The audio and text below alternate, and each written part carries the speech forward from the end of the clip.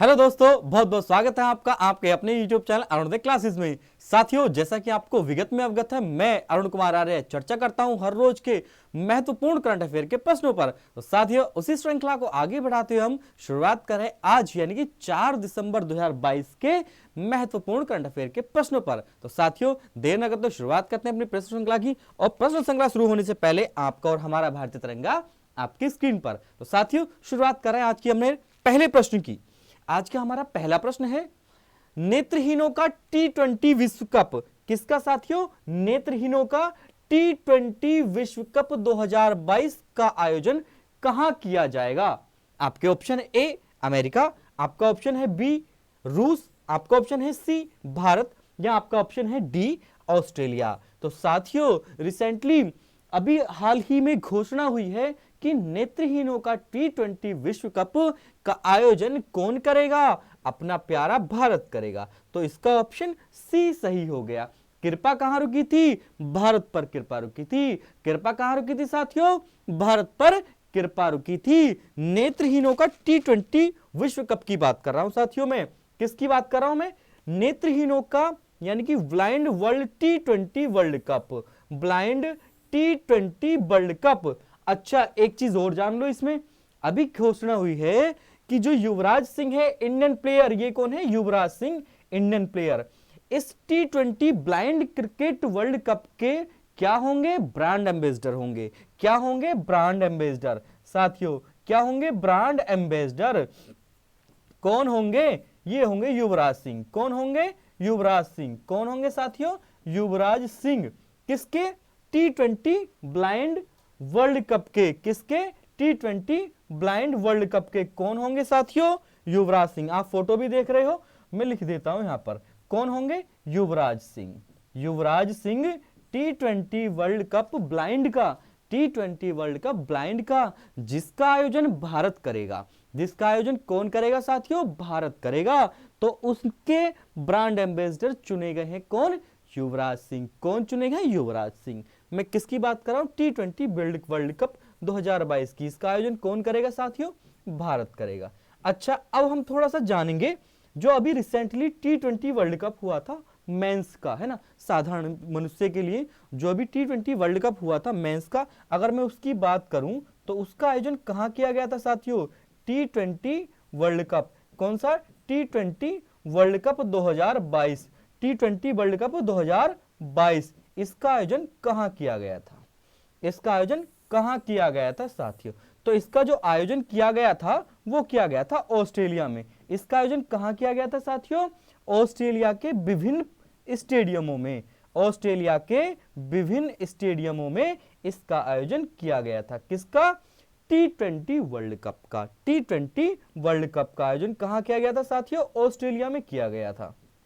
ठीक है, याद रख लो, याद रख लो। प्रश्न आ रहा है, प्रश्न यही आ रहा है, रिसेंटली हाल ही में हुआ T20 मेंस वर्ल्ड कप 2022 का आयोजन किस देश में किया गया? किस देश में किया गया? ये किया गया ऑस्ट्रेलिया में। अच्छा साथियों, इसमें प्लेयर ऑफ द मैच किसको दिया गया है ना? तो इसमें प्लेयर ऑफ द सीरीज, इसमें प्लेयर ऑफ द सीरीज दी गई सैम करन को। प्लेयर ऑफ द सीरीज किसे चुना गया? तो वो चुना गया सैम करन को। और आपको पता होगा सैम करन कौन है? Sam Curran is the player of England. Sam Curran is the player of England. किसको दिया गया साथियों? सैम करन को। किसको दिया गया? सैम करन को। किसको? सैम करन को प्लेयर ऑफ द सीरीज चुना गया।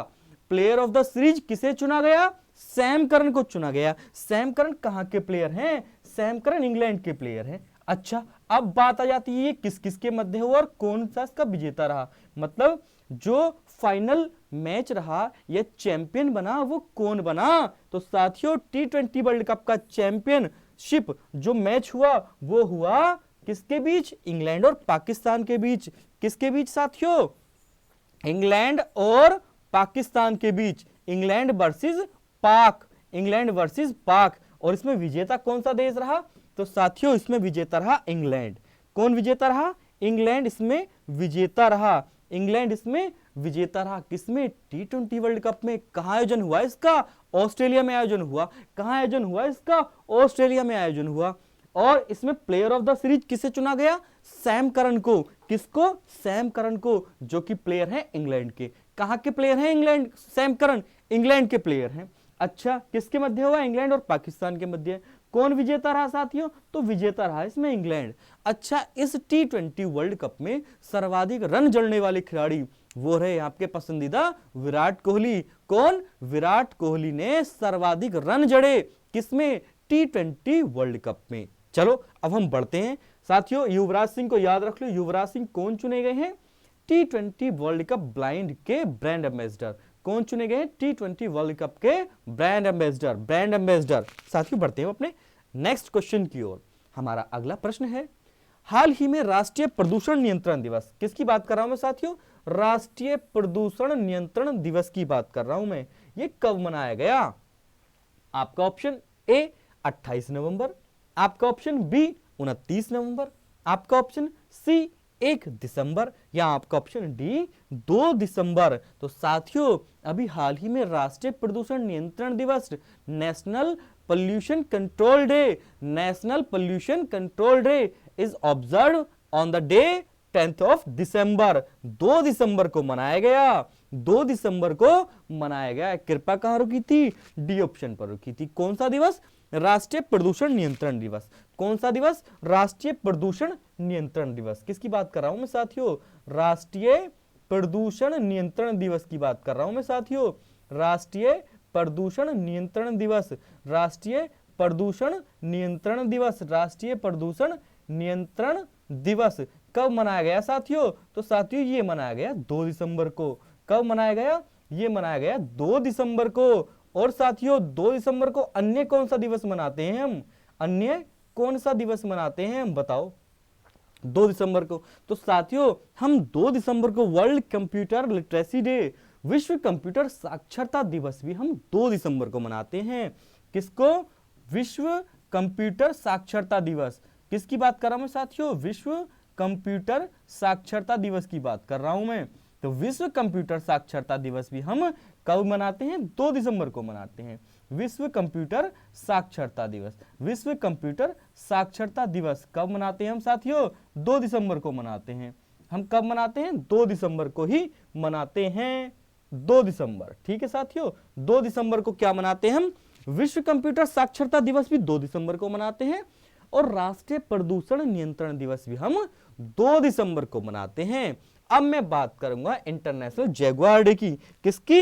International Jaguar day. तो साथियों इंटरनेशनल जैगुआर डे भी हम कब मनाते हैं? 29 नवंबर को। रिसेंटली हमने 29 नवंबर को कौन सा दिवस मनाया है? इंटरनेशनल जैगुआर डे, विश्व चीता दिवस। विश्व चीता दिवस। किसकी बात कर रहा हूं मैं? विश्व चीता दिवस की। विश्व चीता दिवस, विश्व चीता दिवस कब मनाया साथियों हमने? हमने मनाया है 2 दिसंबर को। विश्व चीता दिवस कब मनाया साथियों? हमने मनाया है 29 नवंबर को। कब मनाया साथियों हमने? ये 29 नवंबर को मनाया है international Jaguar day. International Jaguar day. अगर मैं बात करूं इंटरनेशनल किसकी? टाइगर डे की। इंटरनेशनल टाइगर डे की, यानी कि अंतरराष्ट्रीय या विश्व अंतरराष्ट्रीय, मैं साफ साफ लिख देता हूं एक बार, अंतरराष्ट्रीय टाइगर दिवस, अंतरराष्ट्रीय टाइगर दिवस, या अंतरराष्ट्रीय बाघ दिवस, या अंतरराष्ट्रीय बाघ दिवस। अंतरराष्ट्रीय बाघ दिवस कब मनाते हैं हम साथियों? तो अंतरराष्ट्रीय बाघ दिवस हम मनाते हैं 29 जुलाई को। कब मनाते हैं साथियों हम? 29 जुलाई को मनाते हैं अंतरराष्ट्रीय बाघ दिवस। कब मनाते हैं? 29 जुलाई को मनाते हैं। लिख लो, प्रश्न संभावना ऊपर वाले की ज्यादा है, क्योंकि आपकी जो हाल ही की परीक्षा है और हाल ही के जो दिवस प्रमुख चर्चा में रहे हैं वो कौन कौन से रहे हैं जो अभी मैंने बताया। विश्व कंप्यूटर साक्षरता दिवस 2 दिसंबर को, है ना। वर्ल्ड पोल्यूशन कंट्रोल डे या नेशनल पोल्यूशन कंट्रोल डे, राष्ट्रीय प्रदूषण कंट्रोल डे या नियंत्रण दिवस कब मनाया? ये भी हमने 2 दिसंबर को मनाया है। और साथियों रिसेंटली हमने 29 दिसंबर को, 29 नवंबर को, 29 नवंबर को क्या मनाया है हमने? विश्व चीता दिवस, international Jaguar day. International Jaguar day. बढ़ जाओ अपने अगले प्रश्न की ओर, देख लो अगला प्रश्न क्या है। तो साथियों अगला प्रश्न है आपका, हाल ही में पहले तटीय सुरक्षा सम्मेलन, किसके? तटीय सुरक्षा सम्मेलन, coastal security summit, coastal security summit का आयोजन कहाँ किया गया।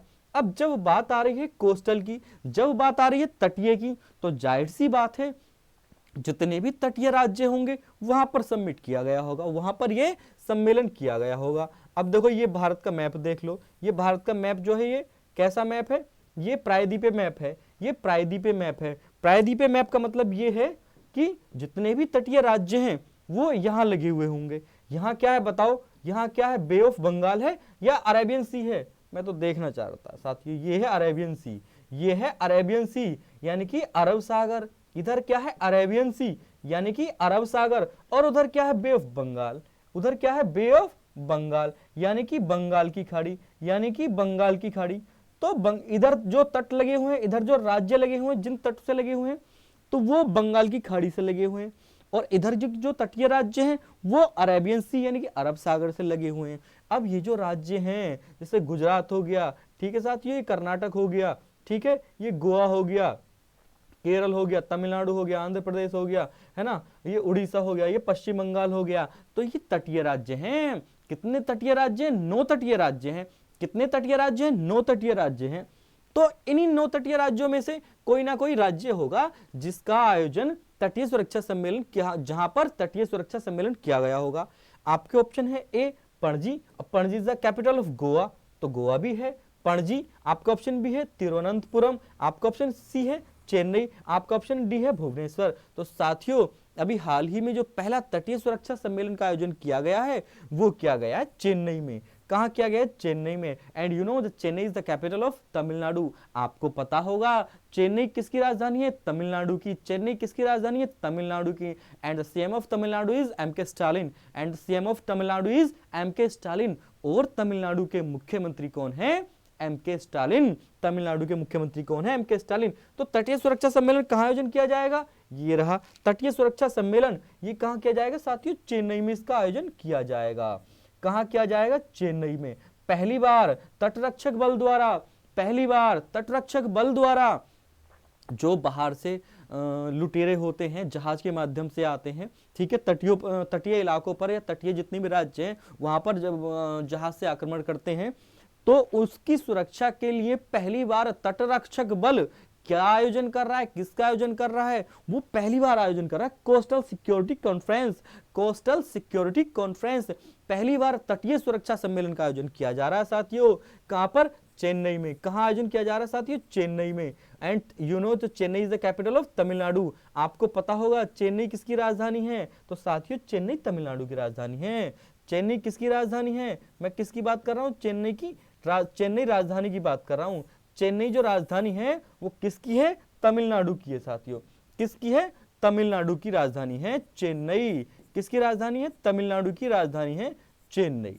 ठीक है साथियों, तो तमिलनाडु की राजधानी क्या हो गई, चेन्नई। तमिलनाडु की राजधानी क्या हो गई, चेन्नई। तमिलनाडु के सीएम कौन हो गए, एमके स्टालिन। तमिलनाडु के सीएम कौन हो गए, अगर मैं बात करूं सीएम की, किसकी बात करूं मैं साथियों, सीएम की, तो तमिलनाडु के सीएम है एमके स्टालिन। एमके स्टालिन, एमके स्टालिन है तमिलनाडु के CM. MK Stalin, MK Stalin is the CM of Tamil Nadu. ठीक है साथियों। अच्छा, अभी रिसेंटली तमिलनाडु में एक विश्व विरासत जैव विविधता स्थल पाया गया था। अभी तमिलनाडु में, तमिलनाडु अपने आप में पहला ऐसा राज्य बन गया है जहां पर जैव विविधता स्थल देखा गया, जहां पर जैव विविधता स्थल पाया गया। तो तमिलनाडु की 2 प्लेस हैं, एक तो अरिटापट्टी। कौन सा साथियों, अरिटापट्टी। कौन सा साथियों, अरिटापट्टी। अरिटापट्टी और मीनाक्षीपुरम। अरिटापट्टी और मीनाक्षीपुरम तमिलनाडु के ऐसे 2 प्लेस हैं जहां पर जैव विविधता स्थल पाया गया। कौन सा, अरिटापट्टी और मीनाक्षीपुरम। अरिटापट्टी और मीनाक्षीपुरम। मैं नया पेज ले लेता हूं, मैं नया पेज ले लेता हूं। मैं बात कर रहा हूं जैव विविधता स्थल की। किसकी बात कर रहा हूं साथियों, मैं जैव विविधता स्थल की बात कर रहा हूं। तो रिसेंटली तमिलनाडु में पाया गया है। कहां पाया गया है, तमिलनाडु में पाया गया है जैव विविधता स्थल।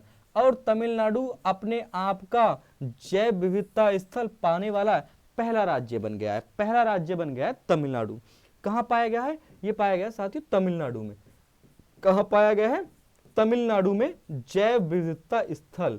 कौन सा, तो साथियों जो जैव विविधता स्थल 2 पाए गए हैं यहां पर। ठीक है, कौन कौन से, एक तो मीनाक्षीपुरम और दूसरा अरिट्टापट्टी। मीनाक्षीपुरम और दूसरा है अरिट्टापट्टी। क्या है ये और क्यों पाए गए हैं, ठीक है, क्या विशेषता है इनकी, क्या विशेषता है इनकी जो यूनेस्को ने इस अपनी जैव विविधता स्थल के रूप में शामिल किया है, मीनाक्षीपुरम और अरिट्टापट्टी। तो साथियों, जैव विविधता स्पॉट, जैव विविधता स्थल वे स्थल होते हैं जो कहीं ना कहीं भौगोलिक दृष्टि से बहुत ही महत्वपूर्ण होते हैं। अरिट्टापट्टी, अरिट्टापट्टी, ठीक है साथियों, अरिट्टापट्टी जैव विविधता स्थल, कौन सा जैव विविधता स्थल है, मीनाक्षीपुरम और अरिट्टापट्टी। यहाँ पर क्या विशेषता है, तो साथियों यहाँ पर लगभग के 2000 वर्ष पूर्व, कितने वर्ष पूर्व, 2000 वर्ष पूर्व महापाषाणकालीन शिलालेख पाए गए।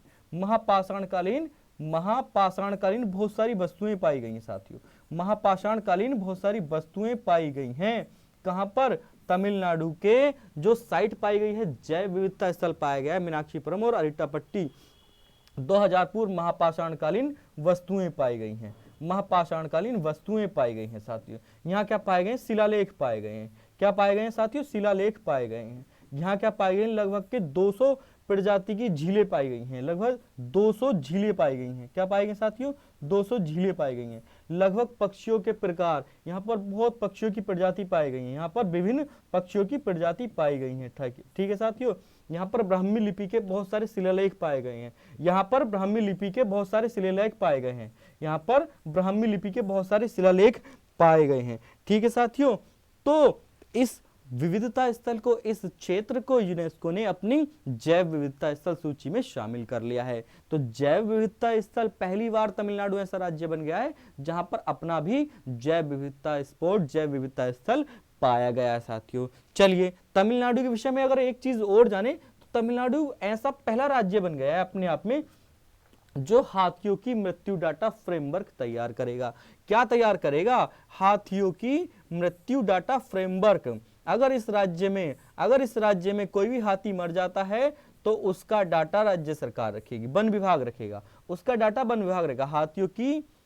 हाथियों की मृत्यु डाटा फ्रेमवर्क, मैं किसकी बात कर रहा हूं साथियों, हाथियों की मृत्यु डाटा फ्रेमवर्क की। मृत्यु डाटा फ्रेमवर्क कौन बनाएगा, तमिलनाडु। और अपने आप में इस तरह का कदम करने वाला फ्रेमवर्क तमिलनाडु पहला राज्य हो गया है। हाथी मृत्यु डाटा फ्रेमवर्क क्या है, what is the elephant death framework, elephant death framework. तो साथियों, अगर तमिलनाडु राज्य में कोई भी हाथी मर जाता है किसी भी परिस्थिति में तो उसका डाटा वन विभाग रखेगा कि ये हाथी इस परिस्थिति में यहाँ पाएगा, ये इसके मरने के प्रमुख कारण रहे, तो उसकी एक लिस्ट जारी करेगा कौन, तमिलनाडु का वन विभाग। तो तमिलनाडु अपने आप में इस तरह का कदम, हाथियों की मृत्यु डाटा फ्रेमवर्क तैयार करने वाला पहला राज्य बन गया है, ठीक है साथियों। तमिलनाडु की राजधानी है चेन्नई एंड इसका सीएम कौन है, तमिलनाडु की सीएम कौन है, एमके स्टालिन। बढ़ते हैं हम अपने अगले प्रश्न की ओर। अगला प्रश्न आपकी स्क्रीन पर है, हाल ही में दिव्य कला मेला 2022 का आयोजन कहां किया गया। मैं किसकी बात कर रहा हूं साथियों, मैं बात कर रहा हूं दिव्य कला मेला 2022 की। किसकी बात कर रहा हूं मैं, दिव्य कला मेला 2022 की बात कर रहा हूं। इसका आयोजन कहां किया जा रहा है और किस लिए किया जा रहा है वो भी जानेंगे।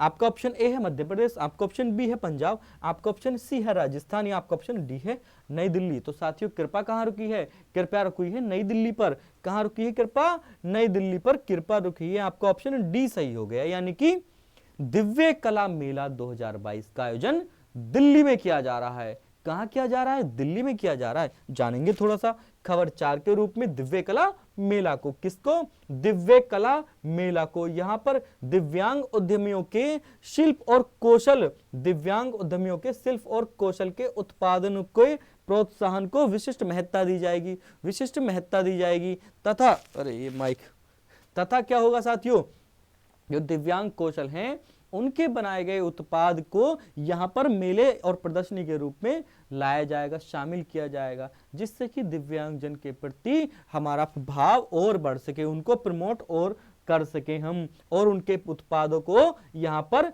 बेचने के लिए लाया जाएगा। तो दिव्य कला मेला का आयोजन कहां किया जा रहा है साथियों, नई दिल्ली। कहां किया जा रहा है साथियों, नई दिल्ली में किया जा रहा है दिव्य कला मेला का आयोजन। दिव्य कला मेला का आयोजन कहां किया जा रहा है साथियों, नई दिल्ली में किया जा रहा है, सुभाष चंद्र बोस प्रतिमा के निकट, ठीक है। लोक कला भवन इसको समर्थन कर रहा है, किसको, इसको, दिव्य कला मेला को। बढ़ते हैं अपने अगले प्रश्न की ओर। अगला प्रश्न है, हाल ही में किस राज्य में शीतकालीन जनजातीय महोत्सव का आयोजन किया जाएगा? ठीक है, तो कहां पर किया गया है शीतकालीन जनजातीय महोत्सव? किसकी बात कर रहा हूं मैं? शीतकालीन जनजातीय महोत्सव। वहां की एक जनजाति है, ठीक है, जो शीतकालीन महोत्सव के रूप में मना रही है, जो शीतकालीन महोत्सव के रूप में मना रही है। साथियों, आपका ऑप्शन ए है जम्मू कश्मीर, आपका ऑप्शन बी है हिमाचल प्रदेश, आपका ऑप्शन सी है उत्तराखंड, या आपका ऑप्शन डी है मिजोरम। तो साथियों, रिसेंटली शीतकालीन जनजातीय महोत्सव का जो आयोजन किया गया वो किया गया जम्मू कश्मीर में। कहां किया गया? जम्मू कश्मीर में। कृपा कहां रुकी थी? जम्मू कश्मीर पर कृपा रुकी थी। कृपा कहां रुकी थी साथियों? जम्मू कश्मीर पर कृपा रुकी थी। जनजातीय महोत्सव, ये राज्य पहली बार शीतकालीन जनजातीय महोत्सव मना रहा है। कौन सा राज्य? मैंने बता दिया आपको, जम्मू कश्मीर। कौन सा राज्य साथियों? जम्मू कश्मीर। कौन सा राज्य? जम्मू कश्मीर। इस तरह का पहली बार शीतकालीन महोत्सव का आयोजन कौन कर रहा है? जम्मू कश्मीर कर रहा है साथियों। कौन सा राज्य कर रहा है? जम्मू कश्मीर। और आपको पता होगा जम्मू कश्मीर की जो जनजातियां हैं, प्रमुख जनजातियां हैं, वो अपनी संस्कृति विरासत को संजोए रखने के लिए इस त्योहार का आयोजन कर रही हैं। जम्मू कश्मीर की जनजातियां, ठीक है, अपनी संस्कृति को और विरासत को संजोए रखने के, इसको प्रमोट बढ़ावा देने के लिए इस महोत्सव का आयोजन करती हैं। कौन सा? जनजातीय महोत्सव, जम्मू कश्मीर। बढ़ते हैं अपने अगले प्रश्न की ओर। अगला प्रश्न है, हाल ही में अग्नि वॉरियर अभ्यास का 12वां संस्करण का आयोजन कहां किया हुआ है ना? कहां हुआ आयोजन? कहां पर हुआ है? अग्नि वॉरियर अभ्यास। कौन सा?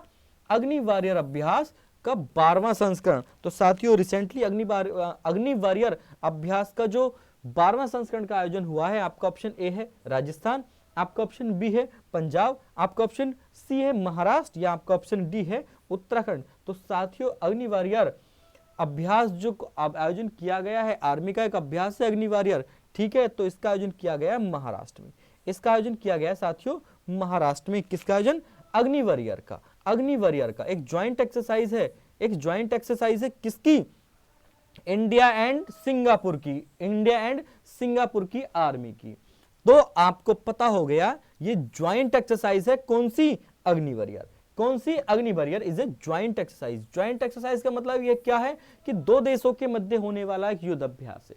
दो देशों के मध्य होने वाला युद्ध अभ्यास है जिसको नाम दिया गया है अग्नि वॉरियर। ये किसके मध्य होगा? इंडिया एंड सिंगापुर के। किसके मध्य होगा साथियों? ये इंडिया एंड सिंगापुर के, भारत और सिंगापुर के मध्य होगा। किसके? भारत तथा सिंगापुर के मध्य होगा। भारत तथा सिंगापुर के मध्य होगा। कौन सा एक्सरसाइज? ये अग्नि वॉरियर। कौन सी एक्सरसाइज? अग्नि वॉरियर। कौन सी एक्सरसाइज साथियों? अग्नि वॉरियर एक्सरसाइज किसके मध्य होगी? भारत और सिंगापुर के मध्य होगी। प्लेस क्या है इसका? प्लेस है देवाली। कहां? देवलाली, महाराष्ट्र में। तो इसका आयोजन महाराष्ट्र में किया जा रहा है। अग्नि वॉरियर युद्ध अभ्यास, अग्नि वॉरियर युद्ध अभ्यास। भारत सिंगापुर। ठीक है साथियों, थोड़ा सा और हम किसके विषय में जानेंगे? युद्ध अभ्यासों के विषय में जानेंगे। और युद्ध अभ्यास में कितनी बार करा चुका हूं, रट चुके होंगे। संप्रति किसके मध्य है? इंडिया एंड बांग्लादेश के मध्य है। मित्र शक्ति किसके मध्य? मित्र कौन सा? अपना नीचे वाला जो राज्य है, नीचे वाला जो देश है भारत के, श्रीलंका। तो मित्र शक्ति इंडिया एंड श्रीलंका के मध्य है। अच्छा, मैत्री, तो मैत्री भारत और थाईलैंड के मध्य है। मैत्री किसके मध्य है? इंडिया एंड थाईलैंड के मध्य है। वज्र प्रहार और युद्ध अभ्यास आपको दोनों रट चुके हैं। ये दोनों के दोनों इंडिया एंड यूएसए के मध्य होते हैं। इंडिया एंड यूएसए के मध्य होते हैं। रिसेंटली युद्ध अभ्यास हुआ है गरुड़ शक्ति। कौन सा? गरुड़ शक्ति। तो साथियों, गरुड़ शक्ति हुआ है भारत और इंडोनेशिया के मध्य। किसके मध्य है? भारत और इंडोनेशिया के मध्य गरुड़ शक्ति। बढ़ते हैं हम अपने अगले प्रश्न की ओर। हाल ही में किस राज्य में सिपकोट प्रौद्योगिकी पार्क, कौन सा? सिपकोट प्रौद्योगिकी टेक्निकल पार्क का आयोजन या उद्घाटन कहां पर किया गया? आपके ऑप्शन ए है कर्नाटक, आपका ऑप्शन बी है तमिलनाडु, आपका ऑप्शन सी है केरल, या आपका ऑप्शन डी है महाराष्ट्र। तो साथियों, जो इसका आयोजन किया गया है, यानी कि सिपकोट टेक्निकल पार्क का उद्घाटन किया गया है, वो किया गया है तमिलनाडु में। कहां किया गया साथियों? तमिलनाडु में उद्घाटन किया गया है। पहला सिपकोट टेक्निकल पार्क का उद्घाटन कहां किया गया है? तमिलनाडु में किया गया है। तमिलनाडु के इंडस्ट्रीज को प्रमोट करने के लिए अब इसकी जो फुल फॉर्म है साथियों, state industries promotion corporation of Tamil Nadu, SIPCOT, SIPCOT यानी कि इंडस्ट्री को प्रमोट करने के लिए, तमिलनाडु के इंडस्ट्रीज को प्रमोट करने के लिए इस पार्क का आयोजन, उस पार्क का उद्घाटन कहां पर किया गया? तमिलनाडु में किया गया साथियों। कहां पर किया गया? तमिलनाडु में किया गया। कहां किया गया साथियों? तमिलनाडु में किया गया। कई बार रटा चुका हूं, तमिलनाडु के सीएम कौन है? सीएम है एमके स्टालिन। और तमिलनाडु की जो कैपिटल है वो कौन सी है? चेन्नई। वो कौन सी है साथियों? चेन्नई। तमिलनाडु की कैपिटल हो गई, ये क्या हो गई? कैपिटल। ये क्या हो गई? कैपिटल। और तमिलनाडु के सीएम हो गए, वो कौन हो गए? एमके स्टालिन। कौन हो गए? एमके स्टालिन। कौन हो गए? ये सीएम हो गए साथियों। ये कौन हो गए? सीएम हो गए। बढ़ते हैं अपने अगले प्रश्न की ओर। अगला प्रश्न है, हाल ही में किस राज्य में एमलॉन यानी कि एनीमिया मुक्त अभियान का शुरुआत की है? तो किस राज्य ने की है एमलॉन मिशन की शुरुआत? एमलॉन मिशन क्या है? एनीमिया मुक्त अभियान है, एनीमिया को दूर करने के लिए, एनीमिया को बढ़ाने के लिए, है ना। तो किस राज्य ने शुरुआत की है? आपका ऑप्शन ए है कर्नाटक, आपका ऑप्शन बी है सिक्किम, आपका ऑप्शन सी है केरल, या आपका ऑप्शन डी है उड़ीसा। तो साथियों, recently the CM of Orissa Shri Naveen Patnaik ji ने इसकी शुरुआत की है। तो आपका ऑप्शन डी सही हो गया। कृपा कहां रुकी थी? उड़ीसा पर कृपा रुकी थी। एनीमिया मुक्त अभियान की कृपा कहां रुकी थी? उड़ीसा पर कृपा रुकी थी साथियों। अब हम थोड़ा सा जानेंगे मिशन एमलॉन के विषय में, अबाउट मिशन एमलॉन, अबाउट मिशन एमलॉन। तो मिशन एमलॉन कहां किया गया? उड़ीसा में। कहां किया गया? उड़ीसा में। साथियों, रिसेंटली अभी उड़ीसा के जो सीएम है, उड़ीसा के जो सीएम है, बताओ कौन है? नवीन पटनायक जी। नवीन पटनायक जी ने आंगनवाड़ियों को, किसको? आंगनवाड़ियों को। किसने? नवीन पटनायक जी ने। मैं किसकी बात कर रहा हूं? नवीन पटनायक, जो कि उड़ीसा के सीएम है, उड़ीसा के सीएम है। अगर मैं कैपिटल की बात करूं तो भुवनेश्वर, लिखने की कोई जरूरत है ही नहीं। उड़ीसा की कैपिटल क्या है? भुवनेश्वर। सीएम कौन है? सीएम कौन है? नवीन पटनायक। सीएम कौन है? नवीन पटनायक। ये राज्य है हमारा कौन सा? उड़ीसा राज्य है, ठीक है। ये है नवीन पटनायक जी। कौन है ये? नवीन पटनायक जी। कौन है? नवीन पटनायक, उड़ीसा के सीएम, उड़ीसा के सीएम। इन्होंने क्या किया है कि जितनी भी आंगनवाड़ी कार्यकर्ता हैं, आंगनवाड़ी सेंटर पर बहुत सारे ऐसे पोषक तत्वों की पूर्ति के हेतु बहुत सारे योजनाओं का आयोजन किया है। वो एक योजना लॉन्च की है, मिशन एमलॉन। इस मिशन एमलॉन के तहत बहुत सारे पोषक तत्वों की पूर्ति आपूर्ति कहां की जाएगी? आंगनवाड़ी केंद्रों पर की जाएगी, जिससे कि महिलाओं और बच्चों में होने वाले एनीमिया रोग को रोका जा सके, उसकी दर को कम किया जा सके, है ना, उसके फैलने के खतरे को कम किया जा सके। तो नवीन पटनायक जी ने मिशन एमलॉन के तहत एनीमिया दर को खत्म करने के लिए, एनीमिया दर को कम करने के लिए आंगनवाड़ी केंद्रों पर बहुत सारे ऐसे पोषक तत्वों की आपूर्ति कराएगा, जिससे कि महिलाओं और बच्चों में होने वाले एनीमिया रोग को कम किया जा सके, उसकी दर को घटाया जा सके। साथियों, बढ़ते हैं अपने अगले प्रश्न की ओर। हाल ही में किस राज्य में सिलहट सिलचर महोत्सव, किसकी बात कर रहा हूं मैं? सिलहट सिलचर महोत्सव की बात कर रहा हूं, का आयोजन किया गया? आपका ऑप्शन ए है असम, आपका ऑप्शन बी है सिक्किम, आपका ऑप्शन सी है केरल, या आपका ऑप्शन डी है उड़ीसा। तो साथियों, मैं किस महोत्सव की बात कर रहा हूं? मैं महोत्सव की बात कर रहा हूं सिलहट सिलचर महोत्सव। तो इसका आयोजन जो किया गया वो किया गया सिक्किम में। इसका ऑप्शन बी सही हो गया। कृपा कहां रुकी थी? ऑप्शन बी पर कृपा रुकी थी। कहां कृपा रुकी थी? सिक्किम पर कृपा रुकी थी। जिसका आयोजन कौन कर रहा है? जो ये राज्य है किसका आयोजन कर रहा है? सिलहट सिलचर महोत्सव का आयोजन कर रहा है। किसका? सिलहट सिलचर महोत्सव का आयोजन कर रहा है। ये रहा आपका सिलचर सिलहट, सिलचर सिलहट। किसकी बात कर रहा हूं मैं? असम की बात कर रहा हूं मैं। इसका आयोजन कौन कर रहा है? असम राज्य कर रहा है। कौन सा राज्य कर रहा है? असम राज्य कर रहा है साथियों। अच्छा, जान लो सिलचर सिलहट महोत्सव। देखो ये क्या है? असम जो राज्य है, मैप होगा आई थिंक इसका, ये रहा मैप, है ना। आप ये देखिए मैप, एक मिनट मैं इसको जूम कर लेता हूं, है ना, फिर मैं आपको मैप दिखाता हूं, है ना। मैं इसको जूम कर लेता हूं, मैं इसको जूम कर लेता हूं। जूम कहाँ से होगा? आई थिंक इससे होगा, तो जूम नहीं हो रहा। एक मिनट, जूम कहाँ से होगा? चलिए, अगर जूम नहीं हो रहा तो कोई बात नहीं है, होगा तो गया शायद। कहाँ को चल रहा है? हाँ, मैं बात कर रहा हूँ साथियों असम की, किसकी बात कर रहा हूं मैं, असम की बात कर रहा हूं, कोई नहीं, मैं असम की बात कर रहा हूं। तो साथियों ये रहा हमारा बांग्लादेश, देखिए ये रहा हमारा सिक्किम, ये रहा भूटान, अगर मैं बात करूं इसकी तो ये रहा, दो राज्य हैं ये, इस तरह से है ना। ये जो हमारा ये बांग्लादेश है, ये जो है साथियों हमारा बांग्लादेश है, कौन सा, बांग्लादेश। ये नीला नीला क्या है, ये जो नीला नीला राज्य है ये किसकी सीमा है, ये बांग्लादेश की सीमा है। किसकी सीमा साथियों, ये जो राज्य है ये बांग्लादेश है, कौन सा है, बांग्लादेश।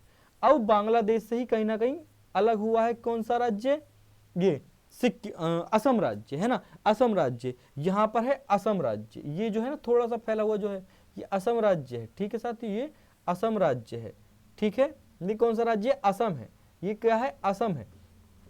तो असम से भागे हुए लोग, या सॉरी बांग्लादेश से भागे हुए लोग जो असम में जाकर बस गए उनको, और तथा यहाँ पर असम का एक बहुत ही प्रसिद्ध प्लेस है, सॉरी मेरे याद नहीं आ रहा, तो यहाँ पर असम जो है, तो असम, ये भारत और असम के लोगों के बीच सांस्कृतिक और विरासत को बढ़ाने के लिए असम और बांग्लादेश के बीच जो लोग हैं, जो बॉर्डर पर लोग हैं, उनकी सीमा से सटे लोग हैं, उसकी सीमा से सटे लोगों को आपसी सौहार्द और भेदभाव को दूर करने के लिए, आपसी सौहार्द को बढ़ाने और भेदभाव को दूर रखने के लिए, और यहाँ पर सीमा पर जो लोग एक दूसरे को देखते हैं कि ये तो बांग्लादेश है, ये दूसरा देश है, उस दूसरे देश की देखने की भावना को कम करने के लिए, उस दूसरे देश की अपोजिट नेगेटिव भावना को कम करने के लिए किसका आयोजन किया गया, सिलचर सिलहट महोत्सव का आयोजन किया गया। सिलचर सिलहट महोत्सव का आयोजन किया गया असम और बांग्लादेश के लोगों के मध्य, किसके मध्य, असम और बांग्लादेश के लोगों के मध्य है, क्योंकि असम की जो सीमा लगी हुई है वो बांग्लादेश से लगी हुई है, असम की सीमा बांग्लादेश से लगी हुई है, और जो असम के और बांग्लादेश के बॉर्डर वाले लोग हैं जो आपस में एक दूसरे देशों को नेगेटिव भावना से देखते हैं, नकारात्मक सोच के साथ देखते हैं, उनकी नकारात्मक सोच को सकारात्मक सोच में परिवर्तित करने के लिए और उनके बीच आपसी सौहार्द को बढ़ाने के लिए, भेदभाव को कम करने के लिए सिलचर सिलहट महोत्सव का आयोजन किया गया। किसका, सिलचर सिलहट महोत्सव का आयोजन किया गया, कहां पर, असम में, ठीक है साथियों, कहां पर, असम में। चलिए बढ़ते हैं हम अपने अंतिम प्रश्न की ओर, 10वां और हमारा अंतिम प्रश्न। हाल ही में किस इसरो के द्वारा PCLV C54 किसने उपग्रह को लॉन्च किया गया था? तो इसरो के द्वारा अभी PSLV C54 लॉन्च की गई मिसाइल, उसके तहत कितने उपग्रहों को लॉन्च किया गया? आपका ऑप्शन ए है 5, आपका ऑप्शन बी है 7 उपग्रह, आपका ऑप्शन सी है 9 उपग्रह, या आपका ऑप्शन डी है 11 उपग्रह। तो साथियों रिसेंटली इसरो ने लॉन्च की थी PSLV C54, जिसके तहत 9 उपग्रहों को लॉन्च किया गया। कितने उपग्रहों को लॉन्च किया गया? 9 उपग्रहों को लॉन्च किया गया। कृपा कहां रुकी थी? सी ऑप्शन पर कृपा रुकी थी। बात किसी कर रहे हैं हम? PCLV C54 की। किसकी बात कर रहे हैं हम? PCLV C54 की बात कर रहे हैं हम। किसकी बात कर रहे हैं साथियों? हम बात कर रहे हैं PCLV C54 की बात कर रहे हैं, ठीक है साथियों। तो अरे एक मिनट रुक जाइए, PSLV C54 की बात करें तो PSLV C54 से कितने उपग्रहों को लॉन्च किया गया? 9 उपग्रहों को लॉन्च किया गया। PCLV C54 से कितने उपग्रहों को? 9 उपग्रहों को लॉन्च किया गया, ठीक है साथियों। मैं किसकी बात कर रहा हूं? मैं बात कर रहा हूं PCLV C54 के माध्यम से कितने उपग्रहों को लॉन्च किया गया साथियों? 9 उपग्रहों को लॉन्च किया गया। इसरो के विश्वसनीय PCLV C54 ने 8, सॉरी इसका ऑप्शन इसमें 8 है, इसमें 9 नहीं है साथियों। कितने? नहीं, करेक्ट आंसर 9 उपग्रह है। 8 नैनो उपग्रहों सहित एक EOS 06 उपग्रह को 2 अलग अलग SPO कक्षाओं में सफलतापूर्व प्रमोचित किया, ठीक है, यह लॉन्च किया। एक तो 8 उपग्रह हो गए, 8 उपग्रह हो गए, और जो एक है वो है EOS, एक क्या है? वो है EOS। तो कुल 9 उपग्रह हो गए साथियों। कितने उपग्रह हो गए? कुल 9 उपग्रह हो गए। 8 उपग्रह थे नैनो उपग्रह और एक था EOS। इसके विषय में भी हम जानेंगे, EOS के विषय में। कुल मिलाकर के 9 उपग्रहों को लॉन्च किया इसरो द्वारा PSLV C54 से। EOS 6 क्या है? किसकी बात हो रही है? EOS 6 की। ये थर्ड जनरेशन सैटेलाइट है किसकी? ओशियन सेट सीरीज की। किसकी? ओशियन सेट सीरीज की, समुद्री सीरीज की। ये किसकी? थर्ड जनरेशन सैटेलाइट है EOS। इसको भी लॉन्च किया गया PSLV C-54 से। साथियों प्रश्न कभी कभी पूछ लेगा, अभी PSLV C-54 मिसाइल को लॉन्च करने में इसने जो 8 उपग्रह को और 1 EOS को लॉन्च किया है, तो इसके लॉन्च करने में कहीं ना कहीं नेपाल ने भूटान की भी कहीं ना कहीं मदद रही है, भूटान की भी मदद रही है। तो प्रश्न पूछ लेगा कि किस PSLV C-54 के तहत जो लॉन्च की गई मिसाइल, इसमें किस अन्य देश का भी सहयोग रहा? तो साथियों ये अन्य देश है भूटान। ये अन्य देश है कौन सा? भूटान। भूटान ने भी INS-2B, कौन सा? एक नैनो उपग्रह है। कौन सा? एक यह नैनो उपग्रह INS-2B भी इसरो के सहयोग से लॉन्च किया। भूटान और इसरो के सहयोग से INS-2B PSLV C-54 में इसको लॉन्च किया। भूटान हेतु एक नैनो उपग्रह है INS-2B उपग्रह 2 पेलोड के साथ भारत और भूटान के एक सहयोगी मिशन है। INS-2B भारत और भूटान का एक सहयोगी मिशन है। INS-2B जो लॉन्च हुआ है, किस में लॉन्च हुआ है? PSLV C-54 में। PSLV C-54 में इसको लॉन्च किया गया। साथियों आज की प्रश्न श्रृंखला समाप्त करते हैं। अगर आपको प्रश्न श्रृंखला पसंद आई, 10 क्वेश्चन है, क्वेश्चन की संख्या बढ़ चुकी है, कोशिश करेंगे आज इसकी PDF का लिंक डालने की। कल टेक्निकल कुछ त्रुटि हुई है, तो जिसकी वजह से टेक्निकल टीम हमारी काम नहीं कर पाई और उसका लिंक या PDF का लिंक आपको शेयर नहीं कर पाई डिस्क्रिप्शन बॉक्स में। तो साथियों आज पूरी उम्मीद करेंगे, कोशिश करेंगे डिस्क्रिप्शन बॉक्स में इसकी PDF का आपको लिंक प्रोवाइड कर सके। इसी के साथ आज की श्रृंखला समाप्त करते हैं। जय हिंद, सादर प्रणाम।